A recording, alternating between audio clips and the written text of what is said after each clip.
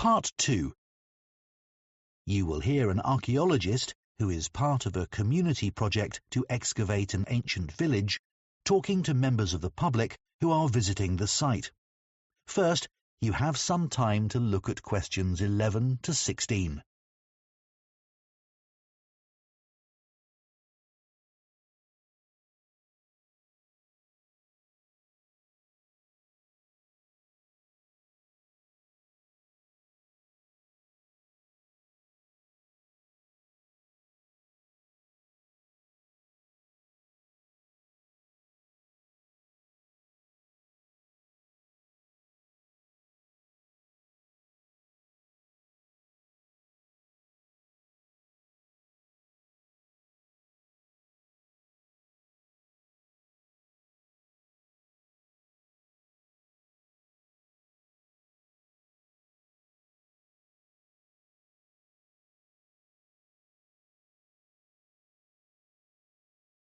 Now listen carefully and answer questions 11 to 16. Hello, I'm Hayden. I'm one of the archaeologists investigating the site here at Bidcaster. This is the third summer for this community project, and most of the people digging here are volunteers. I'm a full-time archaeologist for the town council, but I was asked to join the project by NHA, a charity which sets up projects like this up and down the country. As you can see, we're next to Bidcaster Castle, which is great because the owners let us use their facilities. So, how did we get to where we are today? Many archaeology projects happen when an ancient object is found, and in our case that object was a gold coin. Coins are often found by people using metal detectors to look for things buried in the ground, or coins are uncovered when wild animals like rabbits have been digging tunnels. Here, a walker found it on the ground after a rainstorm washed away some of the earth and sand. When the story of the gold coin hit the news, Peter Swift, an amateur historian, contacted me to say he believed there had been a village on this site, centuries before the castle was built. Just by chance, the team found some old maps and documents in our library, which showed 500-year-old drawings of ruined buildings on the grassy area between the outer stone walls of the castle and the river. We knew then we were onto something. Over the 3 summers the team has been here, we found the remains of several buildings, and more broken pots than you can count. Normally you'd expect to find brooches and other jewellery, but we're still waiting to uncover any such items. The people who once lived here were skilled at making tools from animal bones, as you'll see when you visit the exhibition. Besides the discovery of the village, we've also found evidence of human activity on the other side of the river. No other houses or huts so far, but we can see the borders of an ancient field system. At one point we found a long wall and thought it was an ancient palace, but it turned out to be a modern wall.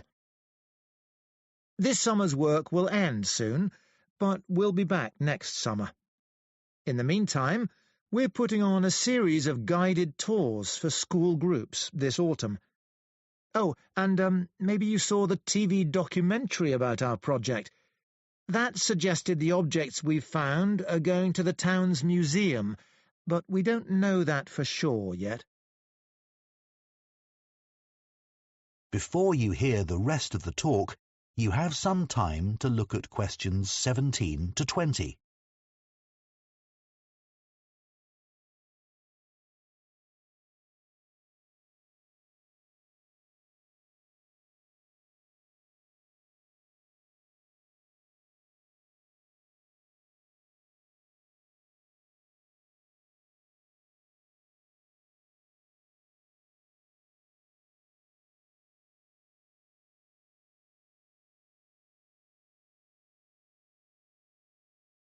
Now listen and answer questions 17 to 20.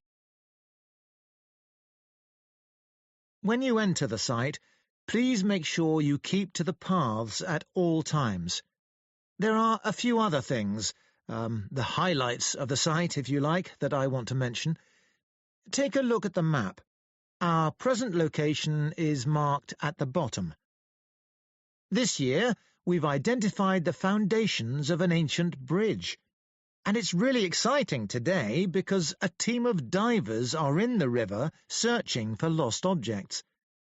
To reach the bridge, take the main path ahead of you, go straight on, and keep going till the path bends to the left. You'll see a smaller track leading off to the right. Follow that to take you to the river, where the divers are. You might be interested to see the rubbish pit. This is very near the castle walls in the northwest corner of the site. It actually dates to the time of the castle and not the ancient village. We found oyster shells and fish bones, and we assumed they were thrown from the castle kitchen above. One area we excavated in the first summer uncovered the site of a meeting hall.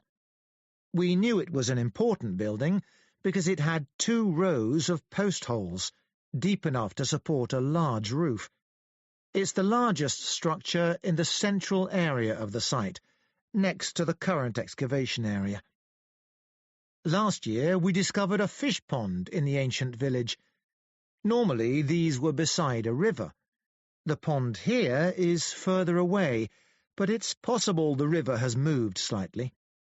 Anyway, to get there from here, you turn right at the first information board you come to and follow the path into the trees. Before you come out of the trees, you'll see it on your right. If you reach the river, you've gone too far. So, does anyone have... That is the end of part 2. You now have 30 seconds to check your answers to part 2.